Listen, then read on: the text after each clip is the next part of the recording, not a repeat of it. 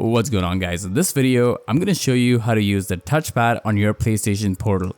Now, when I first got the Portal, I hadn't even thought about where the touchpad on this device was because it just looked to me just like the regular DualSense controller, except it has this massive screen in the middle and there's no touchpad. On the regular DualSense, you know exactly where the touchpad is and how to use it, but the PlayStation Portal does not have a dedicated touchpad, and that is simply because the massive screen that you see right here in the middle itself works as a touchpad. And let me just quickly show you guys how to use it. So the best demonstration for anything to do with PlayStation controllers is always going to be on Astro's Playroom. So here I am, and if you want to use the touchpad, all you need to do is type right here on this part of the screen and you'll see this little rectangular shape popping up, and that's essentially the touchpad, and this is how it works. You can also use it on the other side of the screen and it works perfectly fine.